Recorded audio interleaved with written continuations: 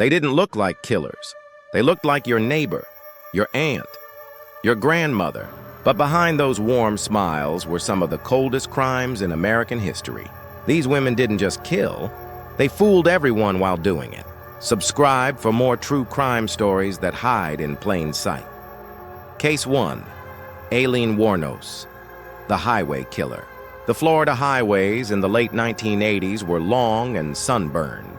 Miles of empty stretches scattered gas stations and the occasional diner glowing in the dark. For most, these roads meant freedom escape or maybe just a long drive. But for 7 men between 1989 and 1990, the road ended in a way no one expected. They picked up a woman on the side of the highway, and they never came back. Her name was Aileen Carol Wuornos. Born in 1956 in Michigan, Aileen's life didn't begin with violence, but it was never far from it. Her father, a convicted sex offender, died by suicide in prison before she ever met him. Her mother abandoned her at just 6 months old. By age 11, Aileen was trading sexual acts for cigarettes and food. She lived in the woods, slept in abandoned cars, and hitchhiked to survive. By her 20s, Aileen had drifted across America, living on the edge of society. In Florida, she found a kind of routine, working as a sex worker along the highways, flagging down truckers and loners for money and rides. She knew how to talk fast. She carried a pistol. And she had nothing to lose. What happened next is one of the most debated chapters in American true crime. 7 men all found shot to death. Their cars abandoned. Their bodies often stripped of wallets, IDs, and dignity. The first was Richard Mallory, a 51-year-old electronics store owner. He picked up Aileen in November 1989. His body was found in the woods near Daytona Beach, shot 4 times with a .22 caliber pistol. Authorities at first assumed it was a random act of violence. Mallory had a criminal record himself. Perhaps he'd crossed the wrong person. But the killings didn't stop. David Spears, a construction worker, was found next. Then Charles Carskadden, a part-time rodeo worker. Then Troy Burris, a delivery man. Charles Dick Humphreys, a former police officer. Walter Gino Antonio, a trucker and reserve deputy. And finally, Peter Seams, a missionary whose body was never recovered, but his car was with fingerprints inside. All were middle-aged men.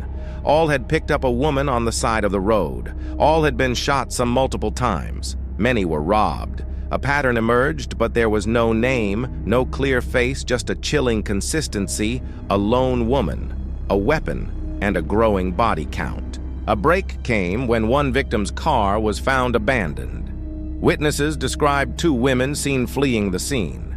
Police recovered a palm print on the steering wheel, and it matched Aileen Wuornos, a woman already known to local law enforcement for minor offenses. But she wasn't alone. Aileen had a girlfriend, Tyria Moore, a hotel maid who had lived with her for years. The 2 shared motel rooms, drug binges, and brief fantasies of escaping their lives. When the murders became news, Tyria panicked and left Aileen.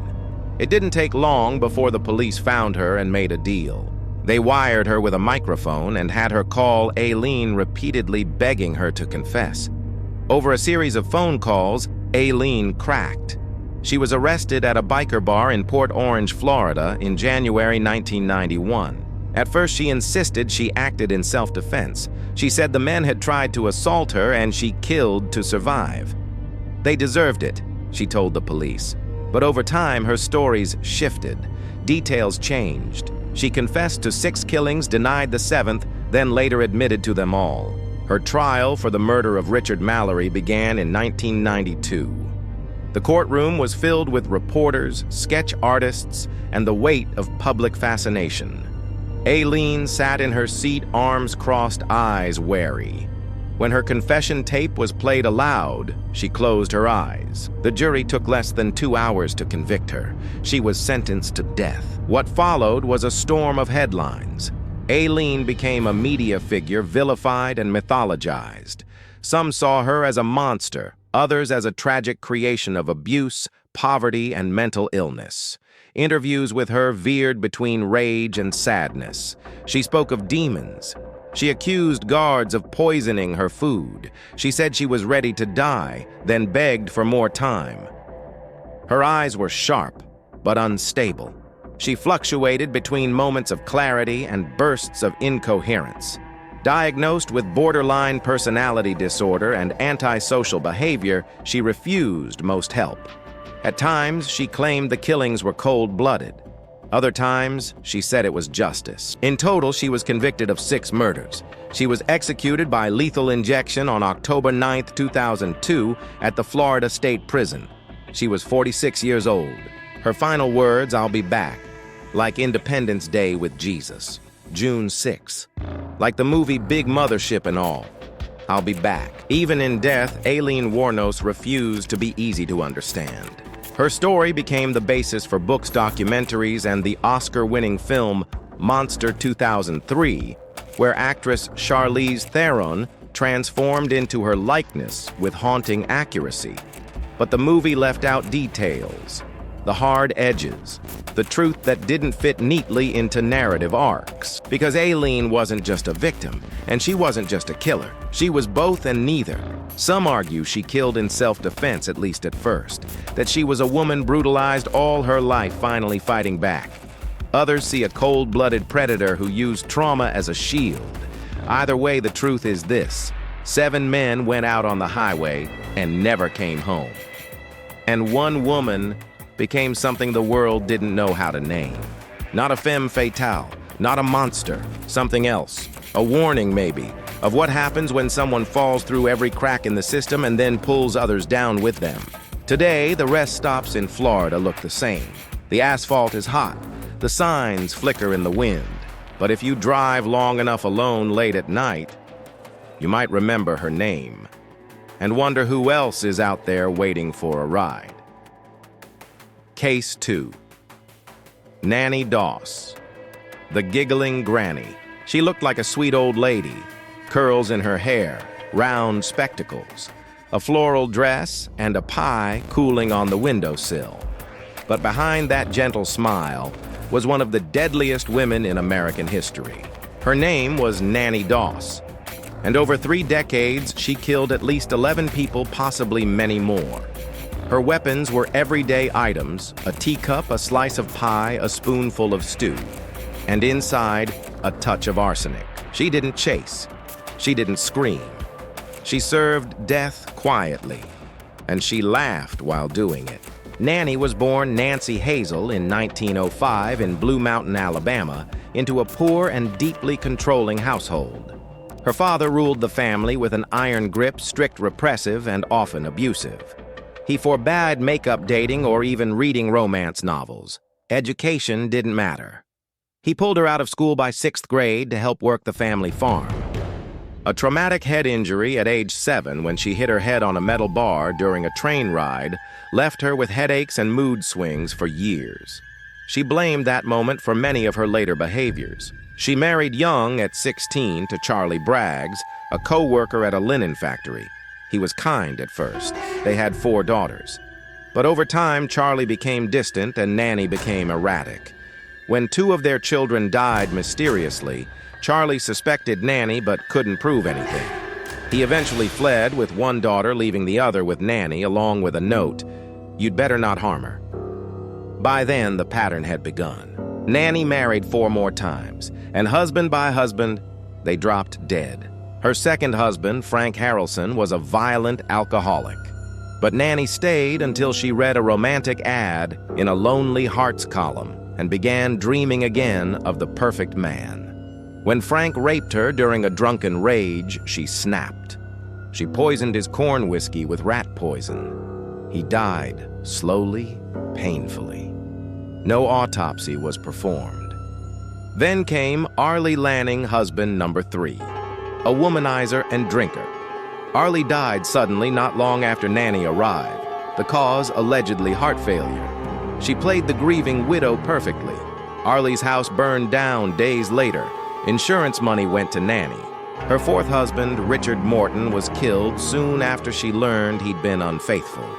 Again, sudden illness. Again, no questions asked. The deaths weren't just limited to husbands. She killed her mother. then her sister, then two of her grandchildren. She even poisoned her own daughter after an argument. Her final victim, and the one that led to her capture, was Samuel Doss. Samuel wasn't abusive. He wasn't unfaithful. He was just boring. A stern man who didn't like Nanny's obsession with romance novels and silly magazines. He restricted her reading. He insisted on structure and discipline. That was enough. In September 1954, she poisoned his prunes. Samuel fell violently ill and was hospitalized but survived. Upon returning home, she poisoned him again. This time he died, but the attending physician had already been suspicious. He requested an autopsy. The result: Samuel's organs were laced with arsenic. A toxicology report sealed the case. Nanny was arrested within days, and then came the smile. She didn't protest. She didn't deny. She giggled. As investigators asked about her husbands, her children, her in-laws, Nanny confessed with a light-hearted tone, like she was recounting quirky anecdotes.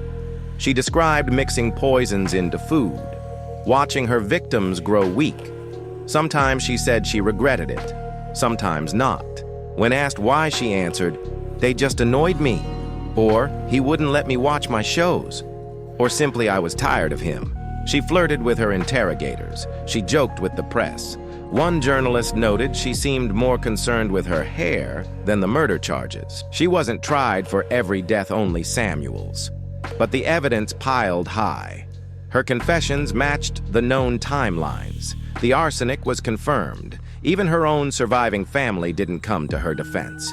In 1955, Nanny Doss was sentenced to life in prison. She died a decade later of leukemia in Oklahoma State Penitentiary. To the end, she kept smiling. Her story shocked America. How could a grandmother, pie baker, and romance reader also be a serial killer? Newspapers dubbed her the Giggling Granny, the Jolly Black Widow, and the Smiling Serial Killer. But those nicknames masked a deeper truth: Nanny Doss didn't kill out of desperation. She killed because she could. She moved unnoticed through a world that underestimated her, where women weren't seen as capable of cold-blooded murder, where arsenic could be dismissed as bad digestion, where smiles disarmed suspicion. Her charm was her camouflage. Her innocence was her mask. And behind it was death. Nanny Doss didn't chase her victims. She tucked them into bed. She stirred their soup. She kissed their foreheads. And then she giggled. Case 3. Dorothea Poente, the death house landlady. She looked like the perfect landlord, a soft-spoken elderly woman in large glasses and floral dresses. She offered tea, kept a tidy home, and welcomed anyone who needed help. Her white Victorian boarding house in Sacramento, California, was a sanctuary especially for the elderly, disabled, and those struggling with addiction or mental illness. She made them feel safe. But underneath that sweet exterior was something else entirely.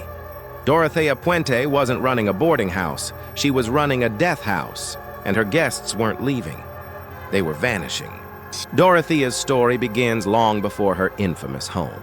Born in 1929 in Redlands, California, she didn't start life as a killer. But she did start with pain. Her father died of tuberculosis when she was young. Her mother was abusive and died in a car accident before Dorothea turned 10. Orphaned, she was passed through foster homes where she claimed she suffered abuse and neglect. By her teens, she was lying about her age to get married. The first of many marriages ended in divorce or death. She adopted new names, new personas at various times, calling herself a doctor, a widow, or a former beauty queen. What she always knew how to do was manipulate. Through the 1960s and 70s, she ran con games, writing fake checks, forging documents, and stealing identities. She served time in jail for theft and fraud, but every time she got out, she reinvented herself again. Always older, always gentler, always the grandmother type. And eventually, she found her perfect cover running a boarding house for society's forgotten. At 1426 F Street in Sacramento's historic district, Dorothea opened her home to those nobody else would take in. Elderly people with no family, veterans with mental illness, alcoholics on the edge. She cooked for them, helped them sign up for government benefits. And then, slowly, she took control. She asked to manage their finances, collected their Social Security checks, claimed she was helping. But when some of those tenants started disappearing, no one noticed at first. These were people without strong ties. Some had no family. Others were assumed to have simply wandered off, returned to the streets, or been moved to care facilities. Dorothea always had an excuse. She moved out. He went to live with his niece. They didn't like the rules here. No one questioned it until 1988. That year, a social worker named Judy Moyes became concerned about one of her clients, Alvaro Bert Montoya. Bert was a developmentally disabled man with schizophrenia. He'd been placed in Dorothea's care. At first, things seemed fine. But over time, Bert stopped showing up to appointments, stopped calling, stopped being seen at all. Judy pressed Dorothea for answers. He went to Mexico, she said. Judy didn't buy it. She contacted the police. Officer John Cabrera responded to the call and visited the house. Dorothea, as always, was polite. She offered tea, showed them around, let them search the house neatly arranged, nothing out of place. But one thing caught Officer Cabrera's attention: the yard. Freshly turned soil near the garden beds. A faint smell, nothing overpowering, but odd. He asked if he could dig. Dorothea agreed. And that was her mistake. Within minutes, the officers hit something. A piece of cloth, then a shoe, then human remains. It was the body of Leona Carpenter, an older tenant who had been missing for months. Dorothea, ever composed, acted shocked. She claimed she didn't know what had happened. She wasn't a killer, she said. Someone must have buried it there. But as the digging continued, more bodies were unearthed, one after another. 7 in total, though authorities later suspected there were more. Each had been buried in the yard, stacked like forgotten trash beneath the flower beds. And just like that, the boarding house became a crime scene. 1426 F Street was swarmed by reporters and officers. The sweet landlady was now the prime suspect in a serial murder investigation. But Dorothea wasn't there to see it, because while officers were busy digging, she had asked very calmly if she could go down the street to get a cup of coffee at a nearby hotel. They let her go, and she vanished. A nationwide manhunt followed. For 5 days, Dorothea stayed hidden, checking into motels under false names. Eventually, she was recognized by a man at a bar in Los Angeles who had seen her face on the news. He called the police. When they arrested her, she said, "I didn't kill anyone. I used to be a good person." The evidence, however, said otherwise. Her trial began in 1992. It lasted for months. Prosecutors argued that Dorothea poisoned her victims with prescription drugs, mostly sleeping pills, then suffocated them. She forged their signatures, stole their identities, and cashed their Social Security checks while burying them in her yard, all for money. The defense painted a different picture: an elderly woman with a troubled past whose tenants may have died of natural causes. They leaned into her grandmotherly image, trying to sow doubt. It didn't work. She was convicted of 3 murders, though suspected in at least 6 more, and sentenced to life in prison without the possibility of parole. Dorothea Poente died behind bars in 2011 at the age of 82. She never confessed. In interviews from prison, she insisted she was misunderstood, that she helped people, that the bodies weren't her doing. She smiled. She denied. She deflected. But the bodies didn't lie. Her case remains one of the most disturbing examples of a serial killer hiding in plain sight, protected by assumptions, stereotypes, and the invisibility of her victims. Because Dorothea Poente didn't look like a killer. She looked like someone's grandmother. She looked like she might bake you cookies. But instead, she buried her boarders in the backyard. She drugged them while telling them they'd be okay. She cashed their checks before their bodies were cold, and she smiled. In the end, the death house on F Street wasn't a home. It was a graveyard. And Dorothea wasn't a caretaker. She was a predator, one who wore a floral dress and poured tea with shaking hands. A landlady of death. They smiled, they served tea, and they killed. Evil doesn't always knock. Sometimes it invites you in. Subscribe for more true crime stories hidden behind closed doors.